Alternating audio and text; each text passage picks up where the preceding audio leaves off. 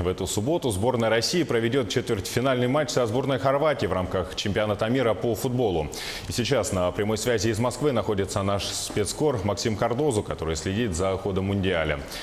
Максим, приветствую. В программе чемпионата пауза перед четвертьфинальной стадией. Чем живет столица и пришел ли в себя город после ошеломляющего успеха нашей сборной в матче с Испанией?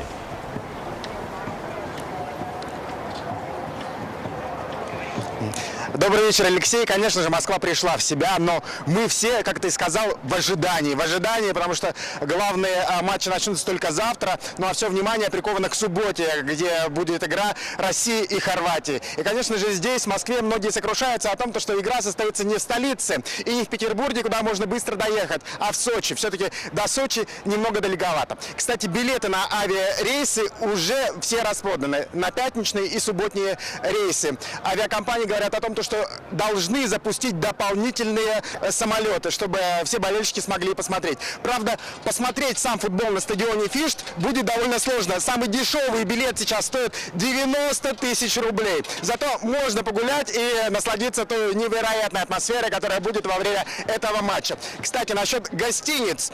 Гостиницы, которые находятся в Ереметинской долине, это около арены, они почти что все заняты. Например, есть такой очень большой комплекс, называется он «Богатырь». Там мест не было еще 2 дня назад. Так что вся страна готовится, Москва готовится, все ждут. Я думаю, Якутск не будет спать опять в субботу. Главное то, что в воскресенье не нужно идти на работу, и это будут какие-то потрясающие эмоции, несмотря ни на что, несмотря на результат, потому что наша сборная выступает очень достойно, и мы уже в 1/4. Ну а если будет 1/2, я просто не знаю. Я просто не знаю, друзья, что здесь будет твориться.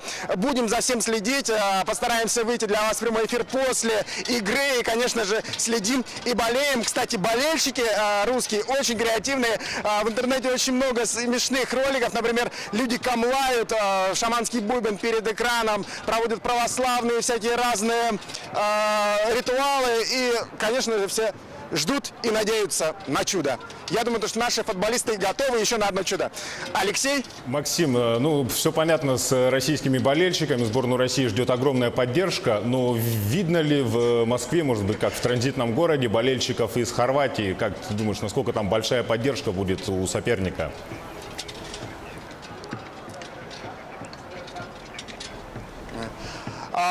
Если честно, болельщиков не так много.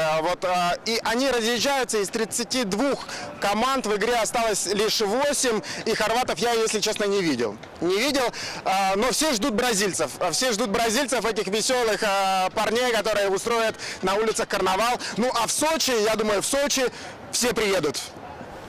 Спасибо, Максим. Я еще раз напомню, что на прямой связи из Москвы был наш собственный корреспондент, который следит за ходом чемпионата мира по футболу.